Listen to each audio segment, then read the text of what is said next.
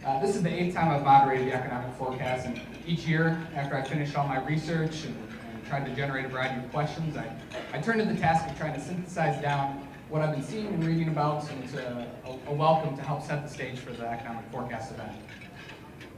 This year, I must have picked a really good panelist because Georgia Van Gundy did all the work for me. I want to share an excerpt from a piece she wrote in the Business Record's Economic Forecast issue that came out last Friday.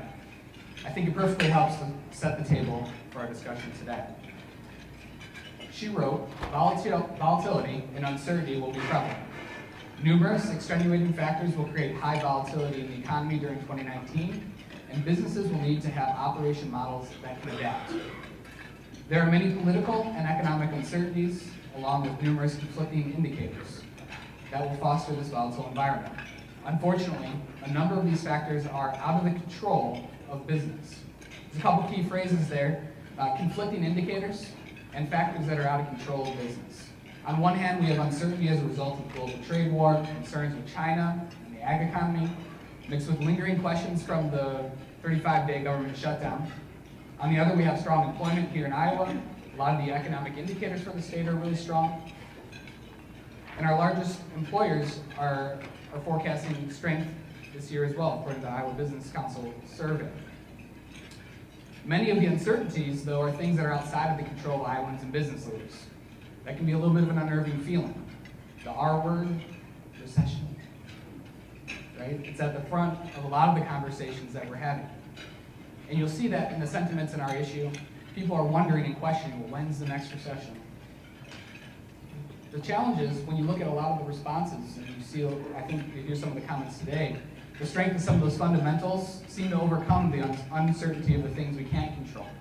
In fact, the cover of the Business Record this week, the headline says, "Strong economy with an asterisk." My goal today is to explore that asterisk a little bit. It's good for us to understand the fears and have our panel help you understand the potential effects of the factors that are not in our control. And of course, then we're going to try to bring it on home, so some of the effects will be here in Iowa. I know we've got a great group of panelists that are going to help us do that today. Directly to my right, we have Georgia Van Gundy. She's the Executive Director for the Iowa Business Council. Dave Swenson is an economist at Iowa State University. Eric Lohmeier, who's the President for NCP Inc. Debi Durham, the Director for the Iowa Economic Development Authority. And Robin Anderson, Senior Economist at Principal Global Investors. Before I kick things off with the first question, remember this is going to be a Q&A with you in the audience. So I'm going to kick things off with a few questions. So have some questions ready to go. I always need that first brave soul to ask a question, so have it ready. It's a great way to make sure you get your question answered, is to be first up with a hand on that. So please, though, I believe we're going to have some mics in order to help make it easier for you to be able to answer the question so everybody in the room can hear. So please wait for that as well.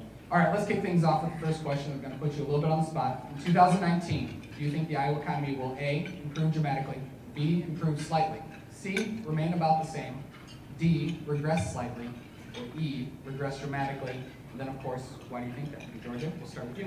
I get to be right at the podium here. So thanks for having me here today, first of all, Chris. And I would say that the economy is going to remain about the same, but I do have some asterisks for that as well. Earlier this week, we released our 2019 Iowa Competitiveness Dashboard. And so what that dashboard looks at are 5 factors of how the state of Iowa then competes with other states throughout all 50 states. And you'll see within that document that Iowa has a strong economy. Our gross state product increased by $11 billion last year. Our median household income increased by $2,000. Iowa ranks 5th as one of the best run states, and some of the things that they look at under that is our Moody's ranking. It looks at the amount of debt that the state has, how well the budget is run within our state, so all very positive, and the job opportunities that are here for folks within Iowa. However, as Chris mentioned, there's a lot of volatility and uncertainty. So there's one thing that business likes, and business likes certainty, if they can have that. Certainty in the rules and regulations that we have, some certainty in the markets, even though we're not always going to have that kind of certainty. And things such as tariffs and the trade conversations that go on do create quite a bit of uncertainty for business. Manufacturing and agriculture are two of our largest industries for our gross state product in the state, and they are directly impacted by tariffs and trade conversation. You know, as well as a lot of the political conversations that are going on today. As you know, the caucuses are right around the corner for us, so we have a lot of candidates who are coming to our state and talking about different initiatives that they have, and sometimes those thoughts that they have could be negative toward business, even though they're not passed in law, but then do create, again, some uncertainty in the environment for business. So again, and threats of a trade war continue to be of concern for business.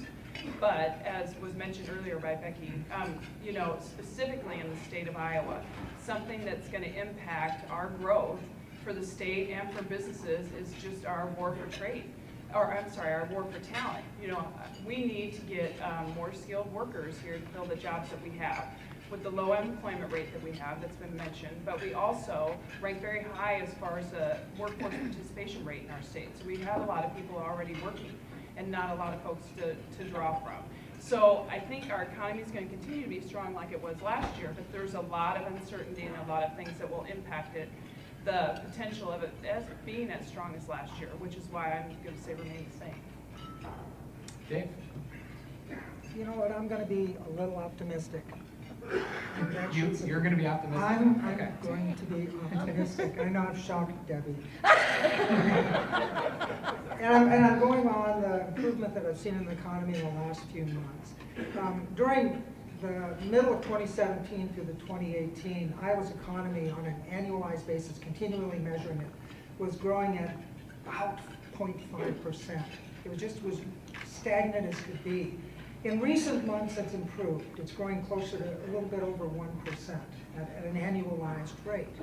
That's a pretty good clip for Iowa right now. That's a pretty good clip. We've had a recovery in our manufacturing sector that's absolutely shocking. It has grown back now to nearly the level of employment it was prior to the recession. No other state can brag that that's happened. Iowa stands out. We had really, really good employment over the last 6 months or so in the construction sector, transportation and warehousing. The business, finance, professional services parts of our economy are also growing. They look good. If I look out across Iowa, and especially if I look at the metropolitan areas, I see a lot of dynamic growth. I see expansion. I see a lot of new development. Not all metropolitan areas. Actually, just 3 of them are really growing rapidly. A couple are growing in the middle level. You guys are growing rapidly, just so you know. And then a few of them aren't doing so well. So if I put all of that out there, that looks good. That looks good. And by the way, those jobs, manufacturing, construction, transportation, and warehousing, those kinds of jobs are good middle-class jobs, and they're generating decent incomes. And if I compare the growth in employment with the areas that lost, some in the service sector, accommodations, and retail, the average earnings of the gainers are much stronger than the average earnings of the losers. So again, it's a positive picture for Iowa's economy when I look at it that way. But if I pull back a little bit farther and I start looking out across Iowa, I have micropolitan cities in Iowa that are not doing well at all. They haven't recovered the employment from the recession. They're still struggling. 10 of the micropolitan counties out of the 15 are contracting right now. Only 2 are growing faster than the state average. Fairfield, Jefferson County, which we never try to explain, and North Sioux County, and one other, Dickinson County. Everybody else is struggling.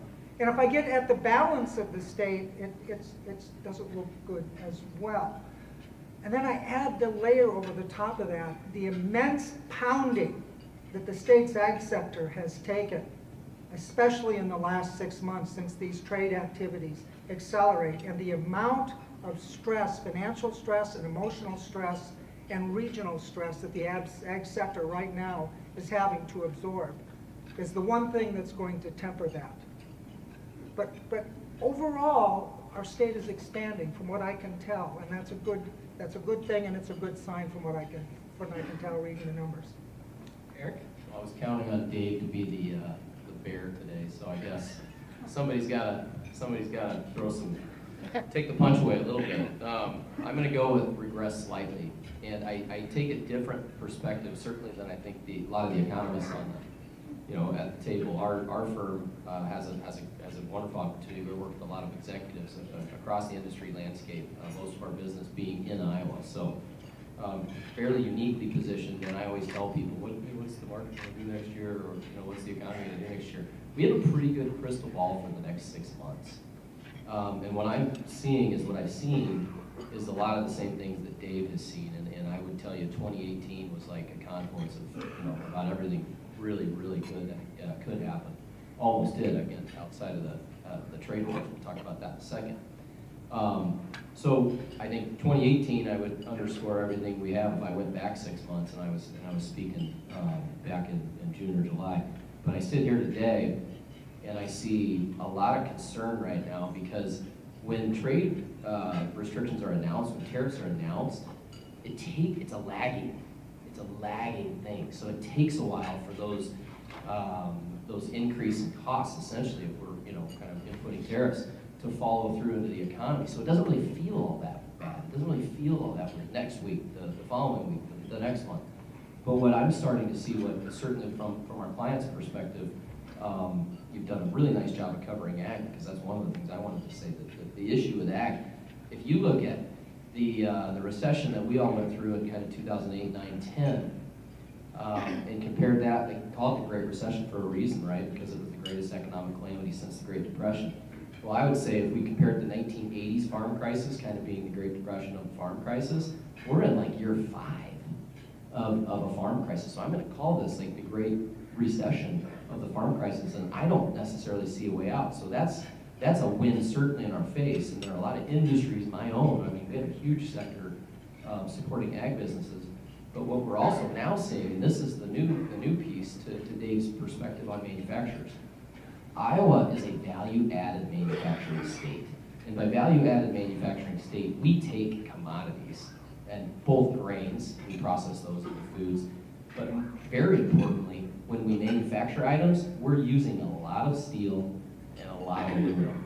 And that's the greatest story never told in Iowa, in my mind. This is really starting to hurt in real time our advanced manufacturing base, especially our exporters, because their counterparts in Europe and in Canada, advanced economies, not China on this instance, in Europe and Canada primarily, where they're competing to sell their products throughout South America, throughout Europe, let me tell you, they have a cost advantage on some of their largest inputs in materials from 20 to 40%, depending on that steel or aluminum. That is starting to hurt. The last thing I'll leave you with, just to give you a perspective, I have large-ish, these aren't billion-dollar corporations, but they're 9-figure revenue companies. For the first time in our career, we do some buy-side M&A, where we are actually now looking at making investments in Canada and or Europe in order, long-term, to say, I'm not really sure where these trade wars go, but to say if we're selling our products to people in those economies, we need to produce necessarily in those economies. So I'm a little less bullish go forward. One more last thing. The irony, though, in all this volatility and the irony in this uncertainty is what we're also finding is really good for mergers and acquisitions. Because the demographics of our state, which is, quote, Iowa's an aging demographic, it's a similar demographic with people who own companies. And so I think some of these succession plans that people have been working on, hopefully, if you're a business owner, if you have one, or you are working on one, it's kind of accelerated that conversation is what we've seen. So the irony is, even though M&A peaked 6 months ago in my mind, globally, throughout the state, what we're seeing today are people that are like, well, it's still pretty good, and the data supports that. Multiples and valuations are still good, but those conversations are being accelerated. So, Debbie. Well, you heard it here first. I'm going to actually agree with Dave Swenson. I believe that the economy is going to slightly improve. And that's even against a global backdrop of sharp decline in world trade, the weakness and the unrest of the global economy, the political standoffs that we seem to be seeing around the world, and the obviously volatile markets. And let me tell you why, because, do I need to trade turn your this mics? on? Oh. That one. Thank you. So, and part of that is, again, what Dave said. It's really, if you look at the bright spot right now in Iowa's economy, it is manufacturing. And I'm going to give you a little backstory of what I see. So, when you look at our manufacturing, and I said this when we wrote the column, is I do think we're preparing for the fourth industrial revolution, Becky. So I do believe artificial intelligence, automation, big data is going to be a big job creator going forward. And I believe we have to make that transition if we're going to be able to compete on a global basis. All of our large OEMs are doing it. What we have to be concerned about as a state is that supply chain and how we help them move forward into this world. And it's very telling when you see people like John Deere at the Consumer Electronics Show, right? And I agree with the director of that show who says every company today is a technology company. So when I look at Iowa and why I believe this is because of, again, we see people investing in their plants. We see that this trend is taking place, and they're also paying attention to that supply chain. The other thing is, I think, like if you look at our bioeconomy, and there's a lot of manufacturing that's actually included in that platform, when you look at some of the emerging things that are going on, such as precision agriculture, such as vaccines and immunotherapies, both on the human and plant side, biochemicals, medical devices, we can be at the forefront of these new emerging industries. The other thing that was encouraging to me when I was looking at statistics, right, is from 2015 to 18, the number of our students that took advanced placement tests for computer science had increased by 28%. And that is so important because if you looked even, I would say, 10 years ago, what we saw is actually a decrease happening within that. And if you look at all of our platforms, whether it's advanced manufacturing or insurance or finance or the bio, we have to have this innovation thread that runs through it, and we need these people with these skill sets. So, and the other, it's also interesting with trade. So let me just tell you, I think we're going to be up on trade this year. When the final books are closed, we're going to see an increase, I believe, in trade. And what's happening is that our people are finding new markets. So an interesting thing to note is Egypt actually became our 6th trading partner this year, right? Because, again, we have to have somewhere to send our market. The other thing that's interesting is Iowa has the 3rd largest trade surplus of any state compared to Washington and Louisiana, which have ports. So when you take all of this going, then yes, I'm concerned about trade. I'm very concerned about these trade agreements. I'm very concerned when, how Brexit works out and all of those things we have to pay attention to. But in spite of that, we seem to be finding a way. So I'm going to say slightly improved. Should I take that? Yeah. Should be okay on that. Okay. So I'm going to go with a lot of other people on the panel and say slightly improved. I think Iowa should, but we've talked about some of the challenges of having the lowest unemployment rate in the country, but it's also great for consumers.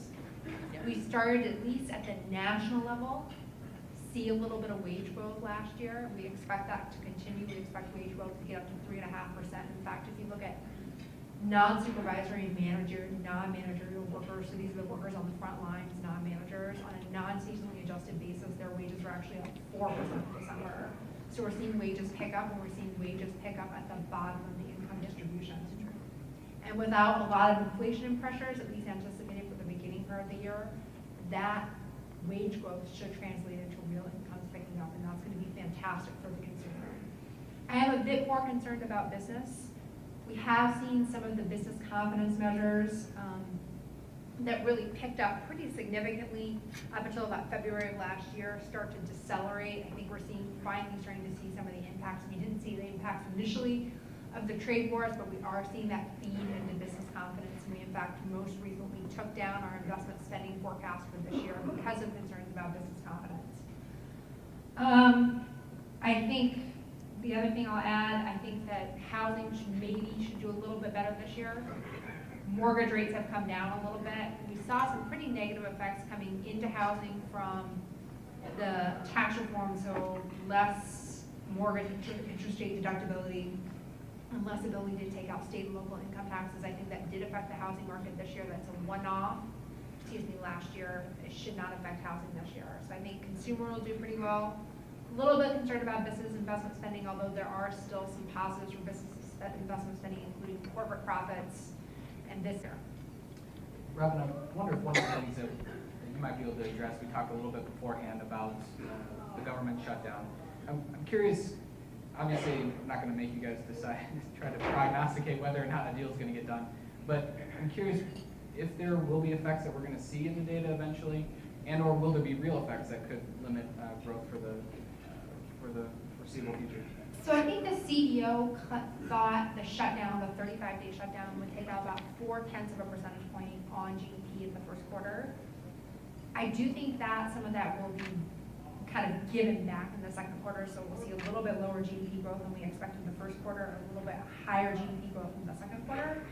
I think the other concern, particularly when we talk about the Fed being more data dependent this year, is we have our GDP reports been delayed by a week because of the shutdown. If we have another shutdown, I'm not saying we will, but if that does happen again, what other types of data will be delayed? So I think that does impact policy as well.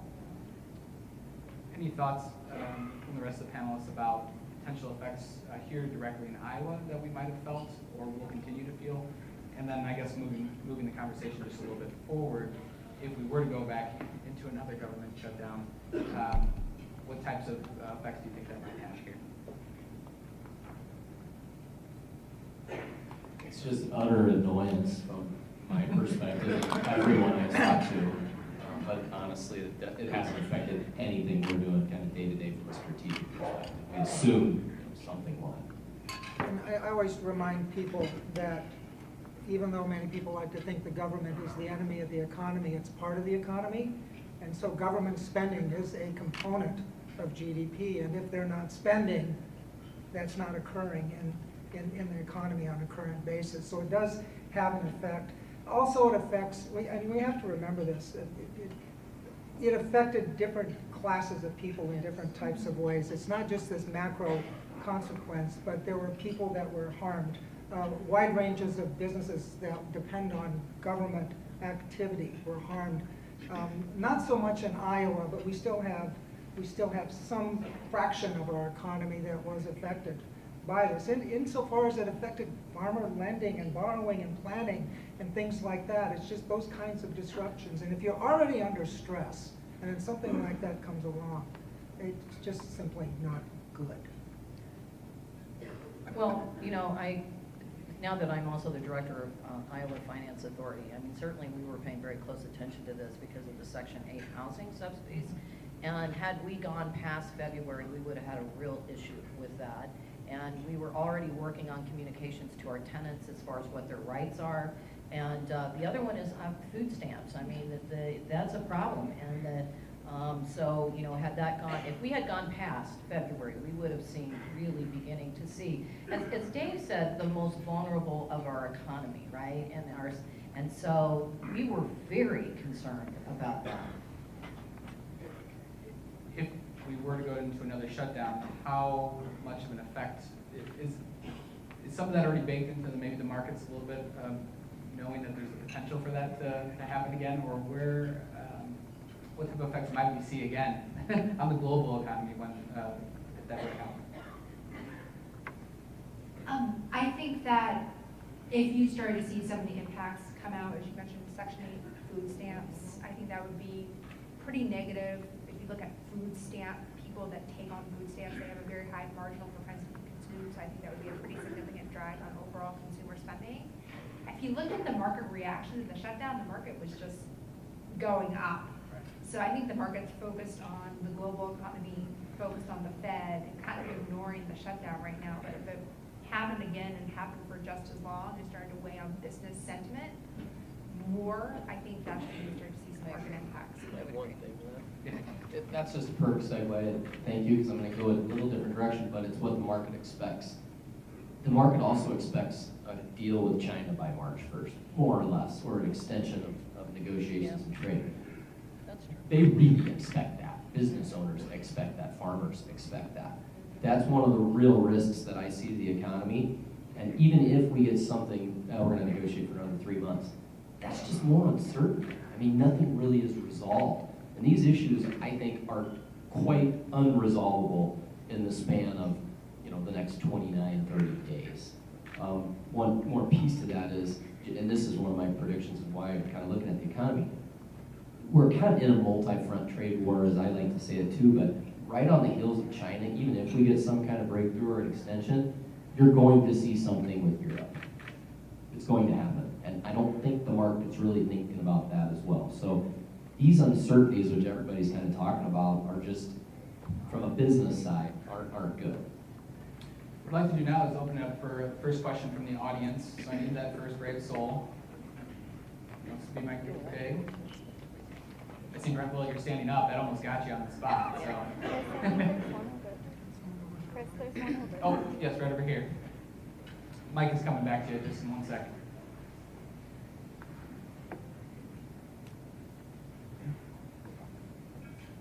The question is twofold. The first part of it is, so with the tariffs that are coming down through China, it's estimated that the historic tax cuts will stimulate the economy by about 3 times that of the tariffs. Can any of you kind of speak to the positives that might bring versus the negatives of the tariff?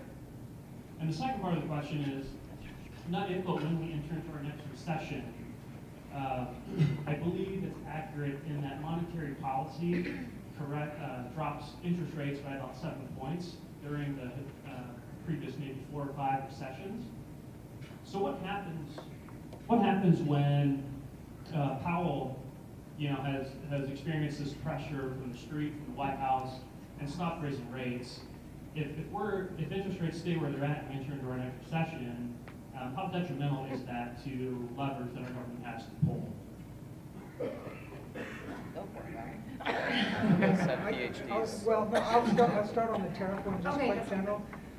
On the tariff relative to the tax cuts that we all enjoyed over the last year, I think the general consensus is most of the value of the tax cuts have now been realized in the economy.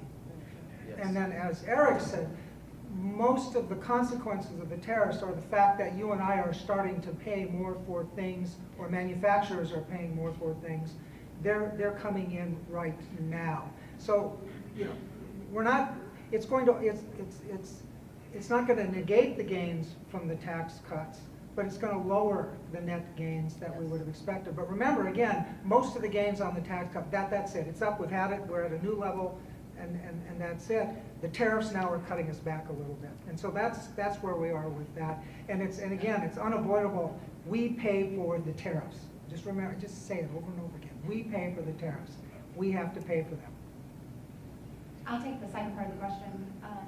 So I do think we're at between 2.25% and 2.5%. And given the policy statement that we had yesterday, it could be the case that the Fed, this is their new neutral rate for the economy going forward. I do think there might be one more rate hike as we go into next year, but we're certainly not going to be as high as we were prior to the financial crisis. So I think that the Fed is going to have to use other means to stimulate the economy, going back to QE, doing something like Operation Twist to deal with the next recession. I think there's a real risk that monetary policy will not be as effective during the next recession as it was during the Great Recession. When it comes to Fed policy, I mean, the projection had been to continue increasing. And so what do you make of the decision to decide to pause that at this point? I know you were writing about maybe that would happen, I think in November. You were predicting maybe March that might happen. And so it happened a little earlier. So I'm just curious what you think that should be signaling to folks. Well, I think they paused in part because they were getting to the bottom estimate where a lot of federal open market committees thought the neutral rate might be. The rub is we don't really know what the neutral rate is, so we have to be really careful once we tread into neutral territory to not end up being restrictive, so not be harmful for the economy. So I think that's part of the reason why they paused. I think they paused also because they were just reacting to the market. The market reacted very negatively to the December FOMC meeting. The discussion about the balance sheet being on autopilot, and then the less than maybe dovish than people anticipated policy statement. You saw the market kind of get everything they wanted yesterday from the FOMC, and I think it's the FOMC reacting to the markets. The Fed following markets was part of the reason why we saw that pause. More questions from the audience? In the back, Jackie. Quick moment about opportunity zones. We have the zone in the city of Des Moines and the city of West Des Moines. The idea there is to stimulate development in census tracts that basically are slightly blighted. There was a program back in the 80s that felt somewhat similar to this that wasn't so successful. So I'm curious to get your thoughts on, will the Opportunity Zone program really bring the stimulus and the development that we hope that it will? Oh, you want to go? I'm gonna start. And I'm going to yield to you. No, I'm going to start because we do these things over the years to try to affect or to address growth, deterioration, blight, those types of things. So I'm going to pull back a little bit again, though. Des Moines, West Des Moines, your economy is supercharged right now. It is growing like crazy. Opportunity zones in places like us have less value socially than opportunity zones in Clinton, Keokuk, Fort Dodge, Mason City. And so my answer is we need to direct those kinds of incentives to places where you can generate the most social value and the most net on the state level social gain. And so I'm always suspicious of these types of activities. And yes, we did have them in the 1980s. Basically, we'd create these tax-free zones for economic development. Again, the economic research is that in general, the growth in those areas wasn't any greater than nearby areas. And so in general, it didn't do much. So I don't know. I don't know. We have such a wide range of incentives designed to try to stimulate the economy, large fractions of which do not generate welfare gains or address public good, but actually underwrite business. So I'm very concerned that a lot of what we do in the name of public good is actually just simply underwriting business without a clear-cut goal for improving the lives of the people that are in those communities. Okay, so I don't actually completely disagree with that, but let me just. This is getting a little. I know. I don't know what's happening put you here, to a Jay. panel Maybe to we should. disagree. That's why we do this.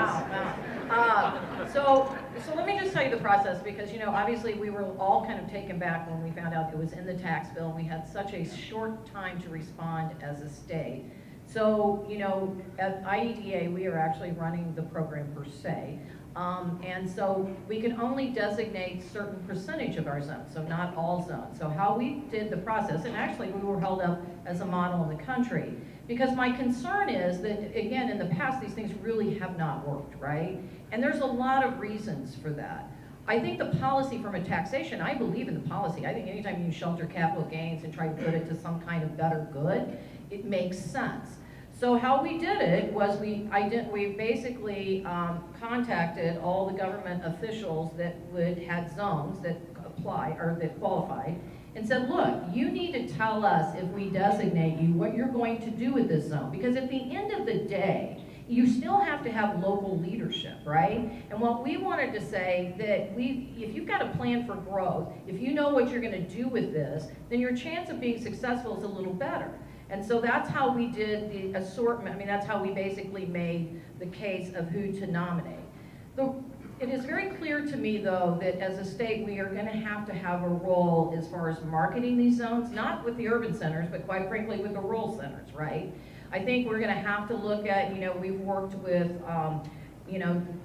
the Roberson's group as far as, do we look at it like the new market tax credit? Is there going to be some kind of, are we going to set up a state fund, not that the government's going to do, but that's going to come in, that can be a clearinghouse? We've also, the big question for me right now is, how is revenue going to treat this income coming into our state, right? Because this is going to come in, a lot of it from these big funds that are going to get set up, right? So we hope some Iowans do some investing, and that's great. But if you're coming in from outside, how does revenue going to treat that? They haven't even thought about it. I mean, they are thinking about it now, because I raised the question to say we need to know that. So I think the verdict is out. But I think at least the way we selected the communities, what I feel good about is the communities that have been selected really do have a plan, and they have local leadership that if we could find capital, deployment to go there, I think they can do some really good things with it. One of the things I even said to revenue, I think we should couple with the federal. I always think we should couple. If that's not possible, then maybe what you say is we'll couple if you do certain projects, such as housing, or if you do infrastructure such as wastewater treatment or broadband deployment, the things that we want to see invested in, then maybe we say under those circumstances we will couple. So those verdicts are still out. But I'm optimistic about it, actually. One of the topics I'd like to get to, one of the questions that we had was about recession and not when, if. And so the question I want to kind of propose to the panel is, do you feel that there is a potential for a recession on the horizon, and what maybe types of things would you be looking at? Because it comes up in conversation all the time, and I think everyone's kind of figuring this out. Of course, if you could predict exactly when there was going to be a recession, you probably wouldn't be here, you'd be billionaires. So help us understand a little bit about what you're thinking about when you hear the word recession. So technically defined, and I think if you would ask, Robin or Dave, it's 2 quarters of negative GDP growth, right? So when you say, oh, when is the next recession? I don't have a crystal ball that says, hey, I think we're going to have a economically defined recession in 2019. I'm looking at it more as a corporate profits recession. And by that, I don't necessarily mean negative growth, but there again, what I think the markets are assuming China's going to be fixed in 30 days. I also think the markets are still, and what you saw in December with the volatility in the markets, you had earnings estimates for the S&P 500 at high single, low double-digit estimates, okay? And what most of the companies have done is kind of walk that back. That's what they do, but they walk that back. I don't think we've walked it back enough. And so I think profit growth for S&P 500 companies, profit growth for even businesses in Iowa, if they're lucky, they're going to have low single-digit growth kind of year over year. And so that's really what I'm seeing right now is a corporate profit recession. Part of that, though, and again, here's the irony. The good news is one of the reasons for that is because they have to pay people more. They're not going to be able to pass not just the tariff costs, but the cost that they're having to spend on wages, paying better benefits, higher wages to get workers. That's certainly true in Iowa's economy. So the good news is the low unemployment, which is why I don't necessarily see a recession. People have more money to spend. The other side of it is it's going to be a little tougher to make big gains in your stock market portfolios, I think, going forward. So let me just add something real quick, because honestly, if that's the recession, if that's the driver into the recession, then I think Iowa actually fares pretty well under that scenario. So I think this expansion is almost 10 years old. If it goes through June, it will be the longest on record, and I think it will make it to be the longest on record. I don't think we're in a position to see recession, probably. Again, I shouldn't say that, I don't have a crystal ball. But I think the recession risks are probably more of a couple years down the road thing instead of a year down the road thing. I just don't see, if you look at the data, you don't see a lot of imbalances building up in the economy that lead to recession. Household balance sheets are in very good shape, so household financial obligations are near record lows. Corporate debt in the U.S. is high, but so are corporate cash balance sheets. Corporate debt in the U.S. is actually a lot better than the corporate debt in Europe and Japan. I think there's, at least probably outside of Iowa, there's probably still a little bit of slack left in the labor force. So the labor force participation rate's actually been increasing over the last 3 years, and we've seen more people flow from out of the labor force back into jobs. So I think there's actually a little bit more room for the unemployment rate to go down. But I don't disagree with Eric. I think there probably will be more market volatility this year, particularly early in the year as we get through this earnings season. And I think it's going to be another bumpy ride for markets. So I think Main Street will do pretty well, but not Wall Street. Georgia, I wonder what you're seeing from interacting with some of the larger businesses in the state. Yeah, from the business's perspective, I mean, I think they have about the same feeling. They don't see necessarily a recession in 2019 either, just a little bit slowing of the economy than it has been. The volatility of the markets is also a concern, but consumer confidence continues to remain high, so that's a positive that they can see. Again, some of the uncertainty with the tariffs and trade issues from their perspective, but still, in their minds, they didn't see much of on the horizon either. when I did my opening statement, I talked about how soft the economy, and then, remember what I said, all of a sudden our economy, Iowa, and then some of our other states, Indiana, Ohio, their manufacturing economy started to perk up a little bit. And whatever's going on, and this is one of those things, I don't know what's going on in the aggregate, I just know what's going on here in Iowa. Whatever's going on, something's telling durable goods manufacturers to hire more people. And if you're going into a recession, durable goods manufacturers don't hire more people. They do the other thing. And so right now, that's why I don't feel imminent risk. If I feel risk, it's in a couple. I'm going to retire in 3 years. Damn it! You could have waited for this. But it's going to happen in a couple of years, I think. I do want to hit on one thing that Eric talked about, and that's the cost for to attract talent.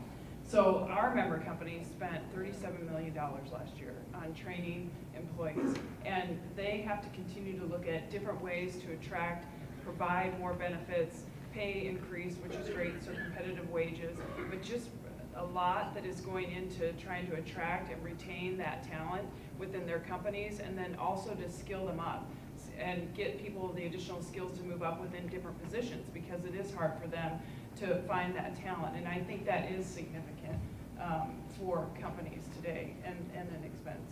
Dave, are you seeing the wage growth? I know that's something that we've talked about in years past, and you kind of said we were waiting to see whether that would actually start happening. Is that something? That is, the wage growth has turned up both in two categories. Total personal income has turned up, and wage and salary, which is a subset of total personal income. That's turned up, and so for the last 2 years, but currently right now, wage growth is in excess of inflation here in the state. So good news. That's good news. Isn't it something how we're wanting wages to grow faster than inflation? We're wanting someone to push a little inflation out in there to give everything a goose, and we're counting on wages, which are really lagging, but it's happening. But it goes right back to Eric's point about your costs of the business are increasing. So that's good because then there's more money in people's pockets. So again, it leads us right back to the opening statement. You've got conflicting indicators in some ways. Yeah. More questions from the audience? Yeah, over the back. Yeah, Marie.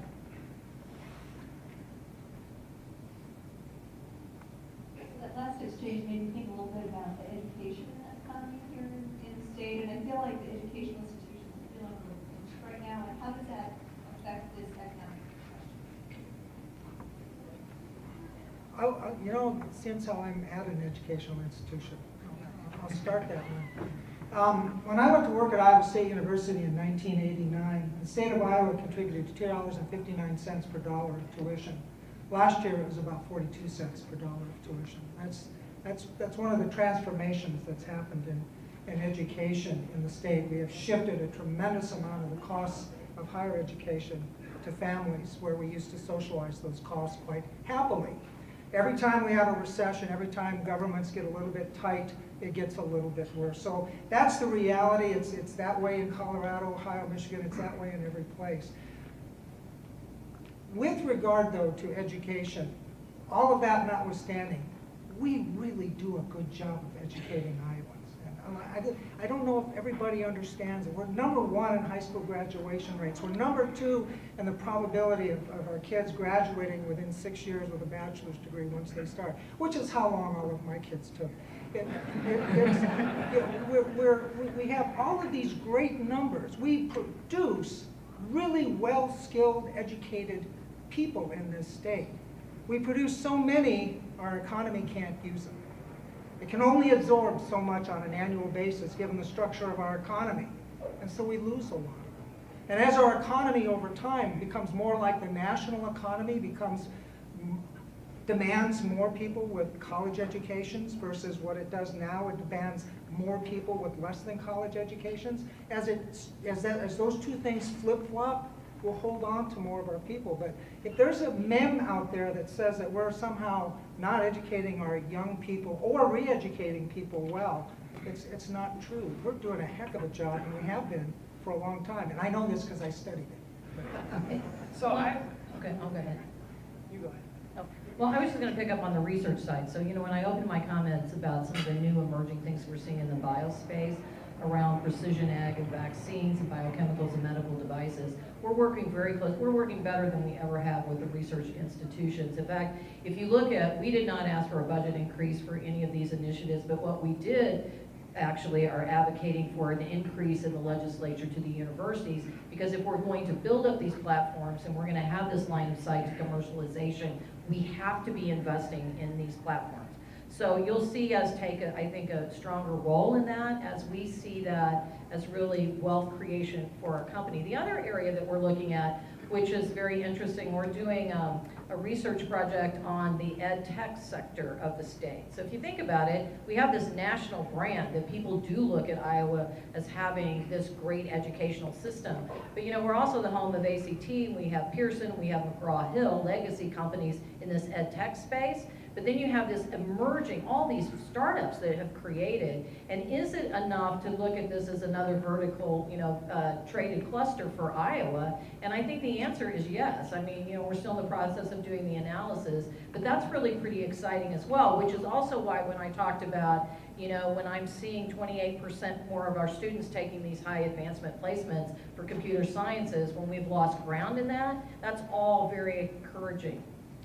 So I want to talk about it from a little bit from a macro level, but first I want to agree with what Dave talked about. If you look at the dashboard that we just released, we have some of those factors in there. We ranked second as far as ACT scores, number one as far as high school graduation rate. We rank really well with 8th grade reading, 8th grade math, so that's all positive.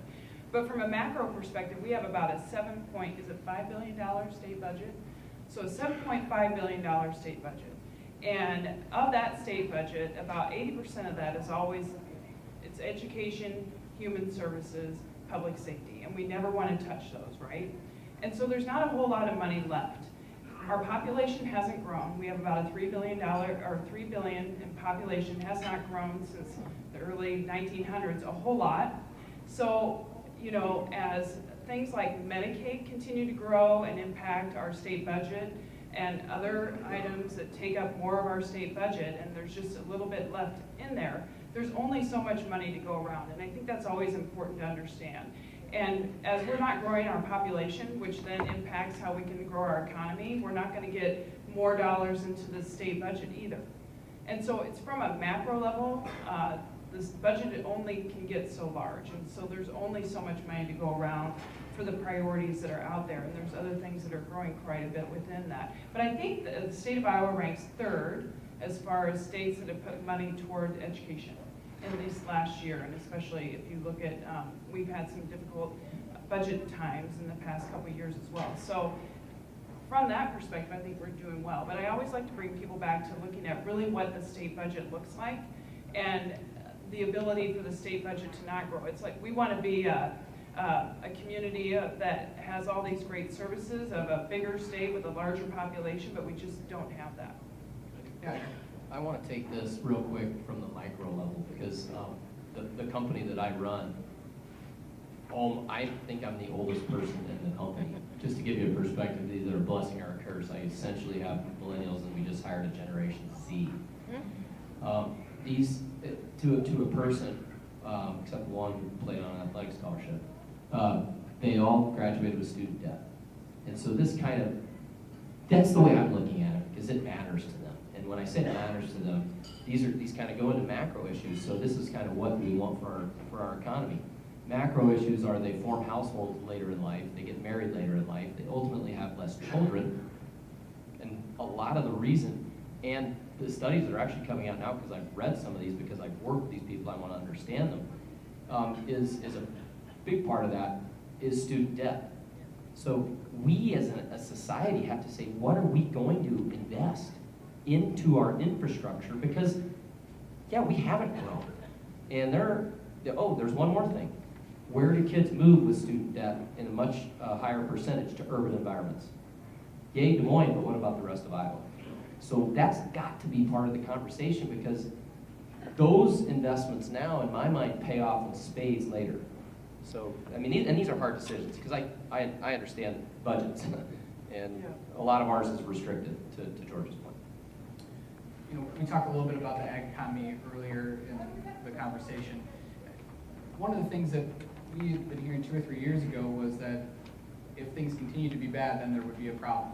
Well, I'm hearing that things continue to be bad, and so I'm trying to really try to understand how severe the challenge really is for the ag economy here in Iowa. I wonder if you could provide some more perspective on what that looks like and what it could mean for the overarching economy in Iowa. I've got some numbers here. We did some research at Iowa State University back in October, and a group of us got together and tried to estimate what might be the annualized impacts from these trade actions. If you look at it from a gross state product point of view, it could cut from $1 to $2 billion off of gross state product. That's our range. Well, it's quite a big range, but that's still a lot of money, even if we're not very tight. When we looked at specific sectors of the economy, just in terms of revenue loss because of the changes in the value of the commodities, the soybean sector would lose $545 million, corn, $333 million, pork and hog sector, $776 million. That's just on the sales side. Ethanol, we lost on the $105 million. And then an additional, because we get this multiplier effect when you take that money away from farmers and they can't spend it, we have the multiplier effect, and it would create another $365 to $400 million in losses. So the numbers I said before are losses to the farmers. The numbers I said after, the last number, are losses to the rest of us. What does that mean? Well, first of all, disproportionately, those losses are in rural Iowa, which is already not doing well and is already on its heels and is at a disadvantage. In terms of the overall economy, though, our overall economy is continuing to grow despite the fact that the ag sector is struggling. Right now, year over year, incomes from the ag sector are 20% down of last year, which was 40% down from the year before. It's still negative, in the negative territory. So the answer is it's not good. It's not good for rural areas. But again, the whole bigger economy seems to be able so far to absorb those losses and continue to grow. Really quick on that, because this is something we do see too in the financing side. What we have had are, at least in the last 3 years, most of these operators have had operating losses. Okay, so what we're going to see in 2019, because I'm looking at this, I'm looking at deals, we're not only have they already, these farmers, where does this money come from? It hasn't seemed to affect the Iowa economy. It's come from the equity they've had in their land. They are borrowing and have borrowed against the equity in their land on their operations. With the third year of operating losses for a lot of these operators, and some bankers out here know this, they know it well because we're seeing a lot of things from, they cannot roll over their loans.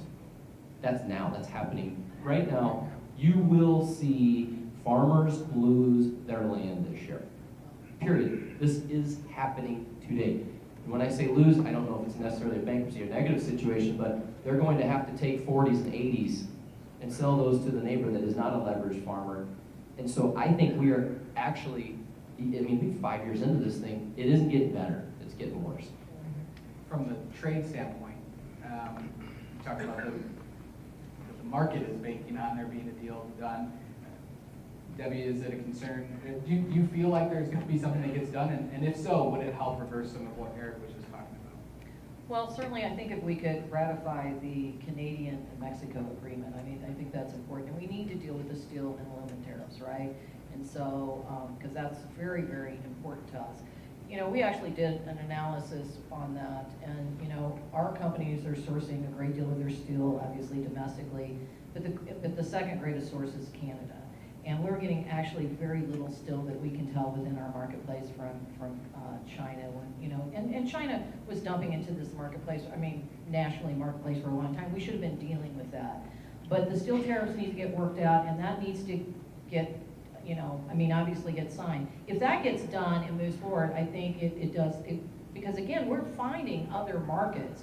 Even China is gonna have to come back to us because their two other suppliers can't keep up with the demand. Right? So that forced them back to the table back in March to start buying soybeans again anyway. They didn't have a choice. So we are finding new markets, but again, that takes some time, and in many cases it's not at the same revenue level. And so yes, but if we could show movement, I think by the getting Canada and Mexico deal, I can't think of the acronym, what the hell is it? USMACA. Okay, yeah, whatever, right? If we can get that done, I think that goes a long way, and I think it goes a long way of actually, rallying the marketplace as well. It's unfortunate because we talked about the tax cuts a while back, and sometimes I think, in this White House, we're tripping over our own policies because, that was obviously a great boost to the economy when you saw what was happening. And and I don't disagree that we needed to modernize these trade agreements. I think, it would have just been nice if we had done it in a little more measured of a way, so that, we're not taking them all on at the same time. Thank you.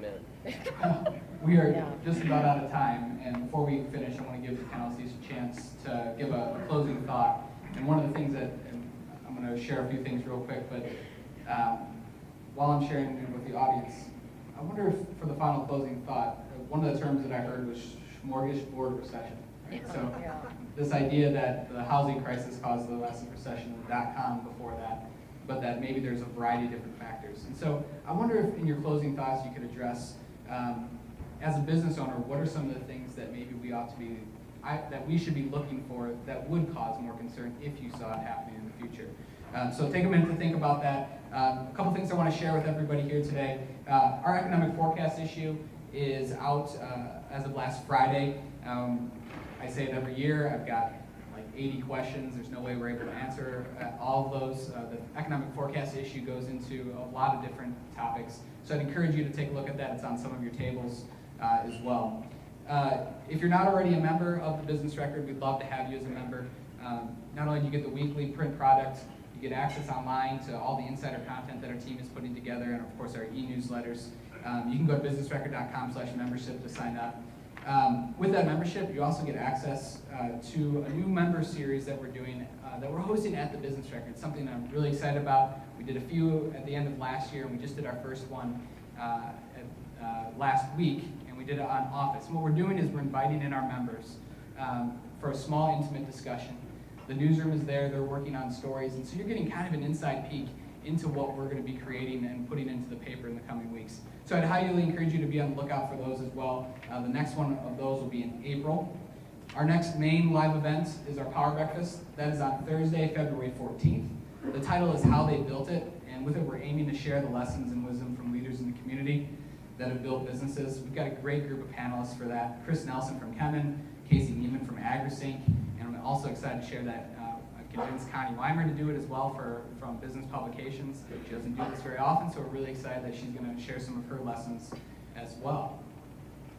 All right, we've had some time to think. Georgia, we started with you, so I think what we'll do is we'll let you have the closing thought, and we'll start all the way down with Robin.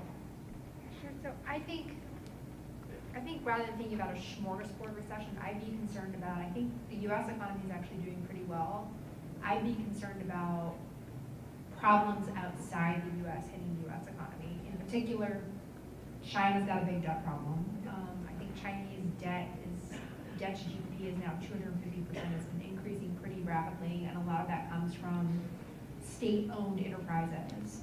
So if China ran into a financial crisis and was forced to devalue its currency, the dollar surged, we could encounter something similar to that mini recession we had in 2015 and 2016, except on a much bigger scale.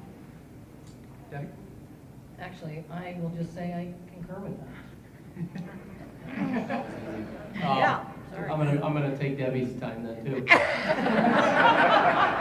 surprising. Because this is something Debbie and I agree with, and I'll go there, and then I have a teaser for you at the end. But one thing that I think we can all do, we've talked a lot about rural Iowa, where rural Iowa's on its heels and knees, and I think it's a couple of things that can really help. It's rural infrastructure development and it's workforce development, right? Those are big words. How do we help? How do we push that forward?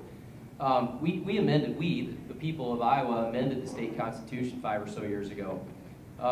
There's an opportunity right now in this legislative session. I figured you would weave this in here, Eric. And Debbie's with me on this. In this legislative session to do tax reform. 3/8 cents of that, which equates to about $180 million, 80% of that number, almost $150 million a year, directly impacts rural Iowa.